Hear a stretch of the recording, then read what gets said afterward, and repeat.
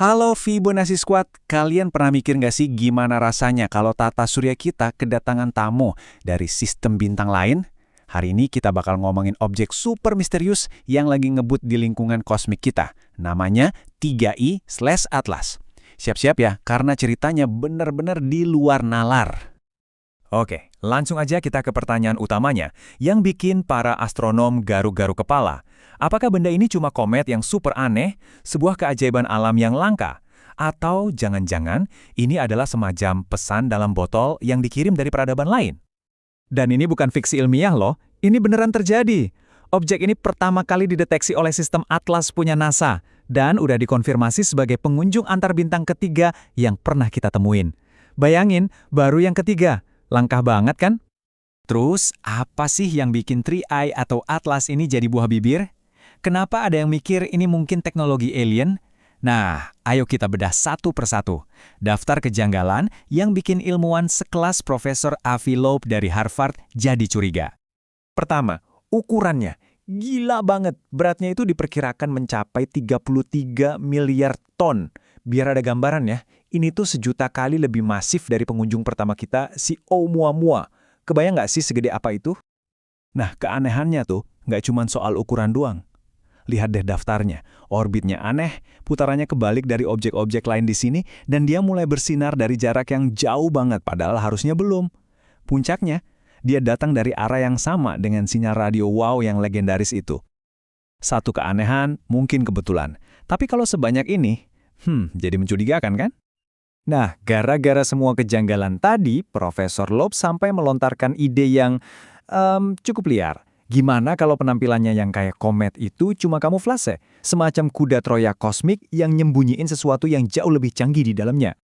Tapi, tahan dulu. Jangan langsung percaya sama teori alien. Di sisi lain perdebatan, ada penjelasan ilmiah yang lebih membumi. Para astrofisikawan, kayak Jacqueline McClary, yakin kalau semua keanehan ini, seaneh apapun itu, punya penjelasan yang alami. Jadi gini, intinya, mayoritas ilmuwan setuju kalau 3I Atlas ini memang komet. Tapi bukan berarti ini komet biasa ya, sama sekali bukan. Mereka setuju ini aneh, super aneh malah. Tapi keanehannya itu disebabkan oleh proses alam yang, ya emang eksotis. Kunci jawabannya menurut mereka ada di komposisi kimianya. Ternyata 3I Atlas ini kaya banget sama yang namanya es karbon dioksida. Atau nama kremnya yang kita kenal sehari-hari, es kering. Coba lihat grafik ini deh. Rasio karbon dioksida banding air di 3I/Atlas itu 8:1. Ini salah satu yang tertinggi yang pernah ditemuin. Nah, karena es kering itu menguap di suhu yang jauh lebih dingin daripada es air, ini ngejelasin kenapa dia udah menyala terang padahal masih jauh banget dari matahari. Masuk akal kan? Dan komposisi unik ini bukan sekedar angka loh, ini tuh kayak semacam kartu pos dari kampung halamannya.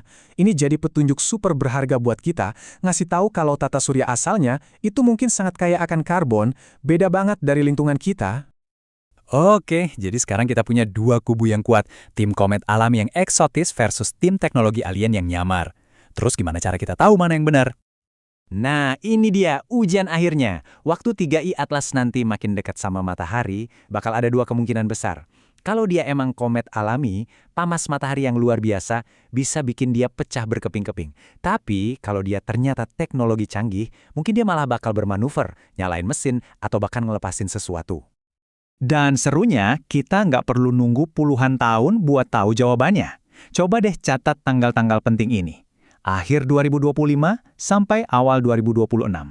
Ini adalah momen-momen krusial di mana kita bakal bisa mengamati 3I Atlas dari dekat dan nyari tahu ada aktivitas aneh nggak ya?